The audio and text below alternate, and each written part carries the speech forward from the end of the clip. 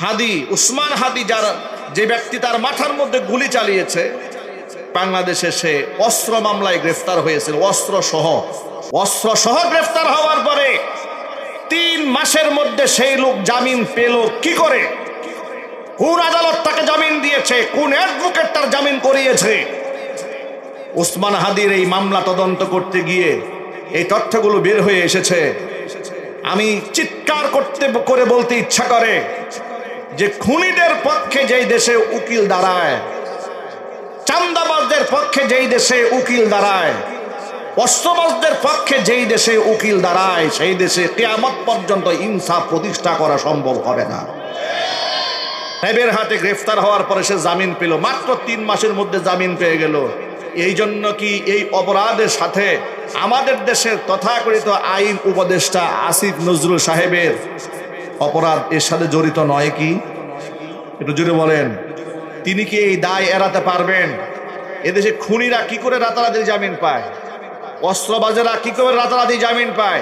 আমাদের দেশের তরুণ মেধাবী উসমান হাদি, দেশপ্রেমিক ইমানদার তরুণ যুবকদের আইডল এবং আইকন, প্রচন্ড সাহসী। আমি তাকে কি উপাধিতে বিভূষিত করব আমি ভাষা খুঁজে পাই না। এমন একজন ছেলেকে প্রকাশ্য দিবালোকে মাথায় গুলি করার পরে আমাদের পার্শ্ববর্তী দেশের লোকেরা তারা এটা নিজেদের মিশন, নিজেদের ভীষণ হিসেবে আনন্দ উদযাপন করে। একটি স্বাধীন দেশ, লজ্জা, আমাদের শরম, এটা আমাদের লজ্জা যে আমাদের পার্শ্ববর্তী দেশের ওরা আনন্দ উদযাপন করে।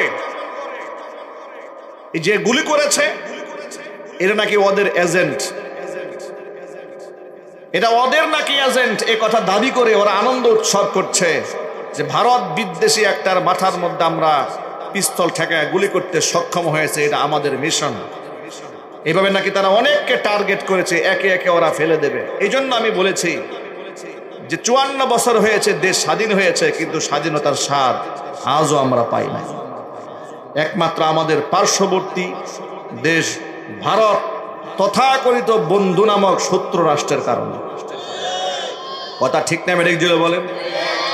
আমি আমার ভাষায় বলি, ভারতের সাধারণ জনগণের সাথে আমাদের কোনো দুশ্মনী নাই, কিন্তু ভারতের যে শাসক গোষ্ঠী, তাদের যে সাম্রাজ্যবাদী চিন্তা চেতনা, স্বৈরাচারী চিন্তা চেতনা, তাদের যে নিজেদেরকে প্রভু মনে করার চিন্তা চেতনা আমাদের উপর চাপিয়ে দিতে চায়, আমাদেরকে দাসত্বের শৃঙ্খলা আবদ্ধ করতে চায়, তাদের প্রতি আমাদের প্রচন্ড ঘৃণা এবং ক্ষোভ রয়েছে।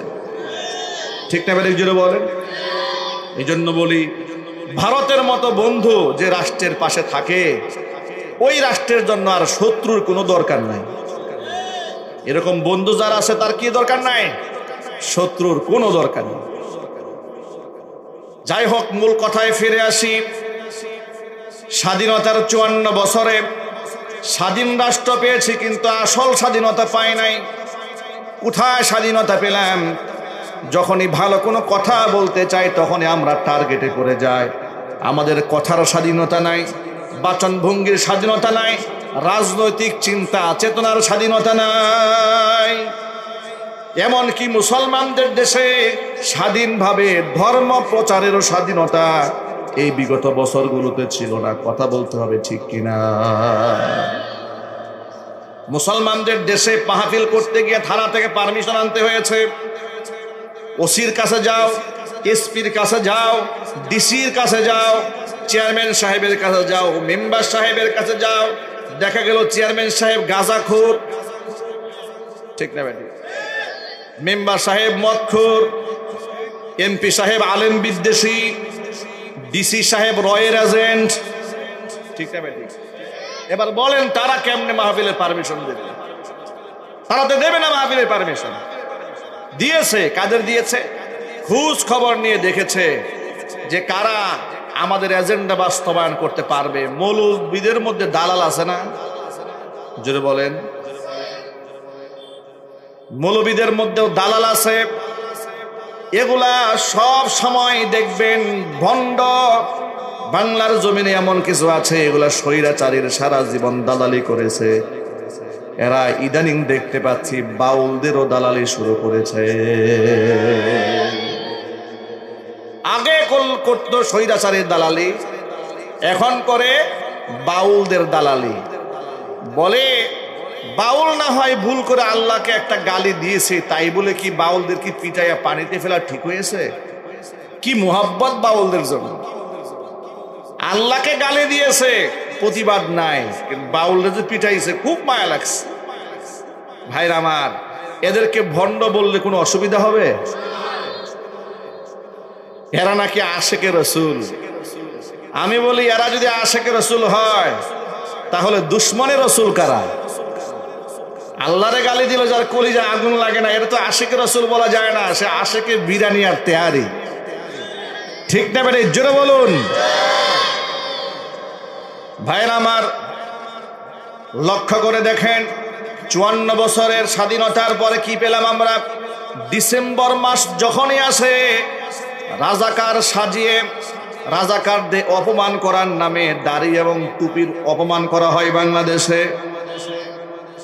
বড় লজ্জা আমাদের জন্য। বিগত জীবনে স্বাধীনতার আন্দোলনকে জাতির সামনে পেশ করার জন্য যত প্রকার নাটক হয়েছে, সিনেমা হয়েছে, কবিতা রচনা করা হয়েছে, যত নাটক সিনেমা করা হয়েছে, সাংস্কৃতিক অঙ্গনে যত অভিনয় করা হয়েছে, রাজাকার বুঝাবার জন্য মাথার মধ্যে টুপি আর মুখের মধ্যে দাড়ি, গায়ের মধ্যে সাদা পাঞ্জাবি পরিয়ে নবী সুন্নাহকে জাতির সামনে লাঞ্ছিত করা হয়েছে, অপমানিত করা হয়েছে। কিন্তু স্বাধীন জুলাই আগস্ট বিপ্লব সাধিত হওয়ার পরে আবারও এই ডিসেম্বরে এমন আচরণ দাড়ি আর টুপির সাথে করা হবে, আল্লাহর কসম সেটা আমরা কোনোদিন মেনে নেব না। ঠিক না বেটা? জোরে বলেন। দেখলাম ঢাকা বিশ্ববিদ্যালয়ের কিছু বিপদগামী ছেলেরা, আজকে দেখলাম ফ্লোরের মধ্যে দাড়ি এবং টুপিওয়ালা ব্যক্তি আঁকিয়ে এদের উপর দিয়ে পাড়া দেওয়ার ব্যবস্থা করেছে। নাউজুবিল্লাহ পড়েন।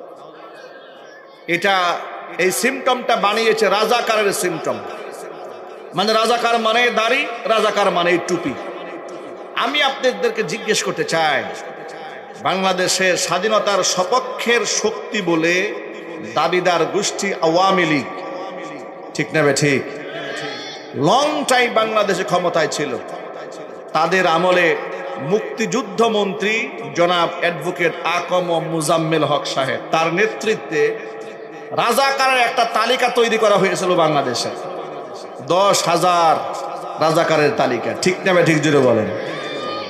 সেই 10,000 রাজাকারদের তালিকার মধ্যে কয়জন দাড়িওয়ালা, জুব্বাওয়ালা, পাগড়িওয়ালার নাম আছে, এটা জাতির সামনে প্রকাশ করা হোক।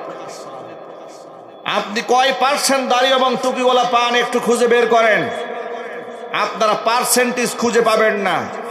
তাহলে যেখানে দাড়ি এবং টুপি ছাড়া অসংখ্য রাজাকারের জন্ম হয়েছে বাংলাদেশে, তাদেরকে বেইজ্জত না করে টার্গেট করে শুধুমাত্র দাড়ি এবং টুপিওয়ালাদেরকে রাজাকার হিসেবে জাতির সামনে উপস্থাপন করার যে ঘৃণ্য নাটক সাজানো হয় বাংলাদেশে, আল্লাহর কসম এর জন্ম বাংলাদেশে নয়, এই নাটকের রচয়িতাদের জন্ম হয়েছে ভারতে। ওখান থেকে এই চেতনা আমদানি, দাড়ি এবং টুপিকে অপমান করার জন্য। আমি আপনাদেরকে ছোট্ট করে একটা কথা বলি, বাংলাদেশ এমন একটা দেশ, এদেশে খুনিদেরকে রাষ্ট্রীয়ভাবে আশ্রয় প্রশ্রয় দেওয়া হয়, চাঁদাবাজদেরকে লালন করা হয়, খুনিদের জামিনের ব্যবস্থা করা হয়। এই যে বাংলাদেশের বীর সন্তান হাদি, উসমান হাদি, যে ব্যক্তি তার মাথার মধ্যে গুলি চালিয়েছে, কয়েক মাস আগে বাংলাদেশে সে অস্ত্র মামলায় গ্রেফতার হয়েছিল। অস্ত্র সহ একজন ব্যক্তি গ্রেফতার হওয়ার 3 মাসের মাথায় সে কি করে জামিন পায়? আপনারা বলেন, এটা বাংলাদেশ। অস্ত্র সহ গ্রেফতার হওয়ার পরে 3 মাসের মধ্যে সেই লোক জামিন পেল কি করে? কোন আদালত তাকে জামিন দিয়েছে? কোন অ্যাডভোকেট তার জামিন করিয়েছে? উসমান হাদির এই মামলা তদন্ত করতে গিয়ে এই তথ্যগুলো বের হয়ে এসেছে। আমি চিৎকার করে বলতে ইচ্ছা করে যে খুনিদের পক্ষে যেই দেশে উকিল দাঁড়ায়, চাঁদাবাজদের পক্ষে যেই দেশে উকিল দাঁড়ায়, অস্ত্রবাজদের পক্ষে যেই দেশে উকিল দাঁড়ায় সেই দেশে কিয়ামত পর্যন্ত ইনসাফ প্রতিষ্ঠা করা সম্ভব হবে না। এটা কেমন দেশ? ধর্ষকের পক্ষে উকিল থাকে? ধর্ষকের পক্ষে তো উকিল থাকার কথা নয়, চোরের পক্ষে তো উকিল থাকার কথা নয়, ডাকাতের পক্ষে, খুনির পক্ষে তো কোনো উকিল দাঁড়াবার কথা নয়। কথা ঠিক না বেঠিক জুড়ে বলেন? এদের জামিন হয়ে গেছে। জামিন হয়ে কি হলো? একবার জামিন দেওয়া হলো 6 মাসের, আবার এই জামিনকে হাইকোর্ট থেকে এক্সটেনশন করে 1 বছর করা হয়েছে। এই জামিন দেওয়ার পরিণতি হলো এই উসমান হাদিকে মাথার মধ্যে গুলি খেতে হলো। যারা সন্ত্রাসদেরকে জামিন দেন, এই যে উসমান হাদিকে যে আজকে গুলি করলো, যে সন্ত্রাসী র্যাবের হাতে গ্রেফতার হওয়ার পরে সে জামিন পেল, মাত্র 3 মাসের মধ্যে জামিন পেয়ে গেল। এই জন্য কি এই অপরাধের সাথে আমাদের দেশের তথাকথিত আইন উপদেষ্টা আসিফ নজরুল সাহেবের অপরাধ এর সাথে জড়িত নয় কি? একটু জুড়ে বলেন। তিনি কি এই দায় এড়াতে পারবেন? এদেশে খুনিরা কি করে রাতারাতি জামিন পায়? অস্ত্রবাজেরা কি করে রাতারাতি জামিন পায়? যেই দেশে বিনা অপরাধে আলেমরা 1 যুগ কারাবরণ করেছে। কথা ঠিক না বেঠিক জুড়ে বলেন? যেই দেশে আলেম ওলামারা বিনা বিচারে বছরের পর বছর কারারুদ্ধ থেকেছে, বিনা অপরাধে আলেমদেরকে গুন্ডা মাস্তানের মতো হাজির করা হয়েছে, সেই দেশে অস্ত্র সহ ধরা পড়েছে সেই লোকের 3 মাসের মাথায় জামিন। এটার নাম ইনসাফের বাংলাদেশ। জুলাই আগস্ট বিপ্লবে ছাত্র রক্ত দিয়ে এই দেশ গড়েছে, অসংখ্য আলেম ওলামারা রক্ত দিয়ে, জীবন দিয়ে এই দেশ গড়তে চেয়েছিলাম, আমরা এই স্বাধীনতা অর্জন করতে চেয়েছিলাম। সুতরাং প্রিয় বন্ধুগণ, এই কথাটা আমি কেন বললাম শোনেন। বাংলাদেশ মুসলমানদের দেশ হলেও ইসলামের চর্চা এই দেশে বড় কঠিন। নাস্তিকতার চর্চা সহজ। আপনি আল্লাহকে বেশি বেশি গালি দিবেন, এদেশের লোকেরা আপনারে বুদ্ধিজীবী বানায় দেবে। ঠিক না বেঠিক জোরে বলেন? যেই সমস্ত সাংবাদিকরা দেখবেন ইনিয়ে বিনিয়ে আল্লাহরে গালি দেয়, রসুলকে গালি দেয়, আলেমদেরকে গালি দেয়, ইনিয়ে বিনিয়ে ইসলামের সাহিত্যের উপর আঘাত হানে, ইসলামের দর্শনের উপরে আঘাত হানে, ইসলামের সংস্কৃতির মূলের মধ্যে কুঠার আঘাত করে, এই দেশে তাদেরকে জাতীয় বুদ্ধিজীবী বানায় দেওয়া হয়। তার বড় প্রমাণ এই যে ফরহাদ মাঝহারের দিকে তাকায় দেখেন। তিনি কি বাংলাদেশের বর্তমানে বুদ্ধিজীবীদের মুখপাত্র, বাউলদের মুখপাত্র? ফরহাদ মাঝহার আজান নামক কবিতা লিখেছে। সেই কবিতার মধ্যে আল্লাহকে সম্বোধন করে বলেছে, ও আল্লাহ, তুমি কি বুবা না বধির? কানে শুনতে পাও না? তোমাকে দৈনিক মুয়াজ্জিন 5 বার মাইক দিয়ে আজান দিতে হয়। নাউজুবিল্লাহ জোরে পড়েন, আরো জোরে বলেন নাউজুবিল্লাহ। এগুলো যারা বলে তারা হয়ে গেছে বুদ্ধিজীবী। যে বাউল আল্লাহরে গালি দিয়েছে আবুল সরকার, তার পক্ষে অবলম্বন করে সে বলেছে আবুল সরকারকে গ্রেফতার করা মানে আমারই গ্রেফতার করা। আল্লাহকে যে গালি দিল এটা একেবারে নগণ্য বিষয়, গৌণ বিষয়, তুচ্ছ বিষয়, কিন্তু আবুল সরকারকে গ্রেফতার করা হয়েছে, এটা অন্যায় হয়ে গেছে। এই ধরনের বড় বড় অপরাধের সাথে যারা জড়িত তারা হয়ে গেছে বুদ্ধিজীবী। এই জন্য আমি আপনাদেরকে বলেছি, এদেশ মুসলমানদের দেশ হলেও ইসলাম চর্চাটা এদেশে বড়ই কঠিন। ইসলাম চর্চা করতে যাবেন, আপনাকে গালি খেতে হবে মৌলবাদী, আপনাকে গালি খেতে হবে কট্টরপন্থী, আপনাকে গালি খেতে হবে আপনি পাকিস্তানের দূষর। এই গালিগুলো আপনাকে খেতে হবে যদি আপনি চরমভাবে ইসলামকে মানতে চান। কিন্তু আমরা এদের এই সমস্ত চক্রান্তের শেকড়কে মূলোৎপাটন করে আমরা স্বাধীন বাংলাদেশে এক নতুন চিত্র দাঁড় করাতে চাই। সেই নতুন চিত্র হচ্ছে, এই দেশে বুদ্ধিজীবীগিরি করতে হলে আগে তওবা করে মুসলমান হতে হবে। ঠিক না বেঠিক জোরে বলেন? আমাদের আগামীর প্রজন্মকে আমরা শাহজালাল ইয়ামানী রহমাতুল্লাহি আলাইহির মতো বীর সিপাহী সালার বানাতে চাই, খান জাহান আলী বানাতে চাই, হাজী শরীয়তুল্লাহ বানাতে চাই, তিতুমীর রহমাতুল্লাহি আলাইহি বানাতে চাই। আমরা শাহরিয়ার কবিরের মতো নাস্তিক বানাতে চাই না। এই জন্য সন্তানের সিনার মধ্যে কোরআন ঢোকাতে হবে। যে উসমান হাদির যে ইমাম দীপ্ত কণ্ঠ, এটা কেন এসেছে? কারণ তার বেজ হচ্ছে মাদ্রাসা। বরিশালের বিখ্যাত মাদ্রাসা NS কামিল মাদ্রাসা, সেই মাদ্রাসা থেকে ইন্টার পর্যন্ত, আলিম পর্যন্ত ছেলেটা সেখানে পড়েছে, এরপর ঢাকা ইউনিভার্সিটিতে পড়াশোনা করেছে। তাহলে চিন্তা করেন, যার বেজ তাওহীদের উপরে, উসমান হাদির বাবা একজন বরেণ্য বড় আলেম, আলেমের ঘরের সন্তান, তার মধ্যে তো ইমানি জজবা থাকবেই, দেশপ্রেম তো থাকবেই, তাকওয়া তো থাকবেই, ঠিক না বেরিক জুড়ে বলেন। আমি আমার সমস্ত গার্জিয়ানদেরকে বলতে চাই, সন্তানদের কলিজার মধ্যে কোরআনের মোহাব্বত ঢুকিয়ে দেন, আলেম ওলামার মোহাব্বত ঢুকান, সন্তানদেরকে আলেম বানাবার স্বপ্ন দেখুন।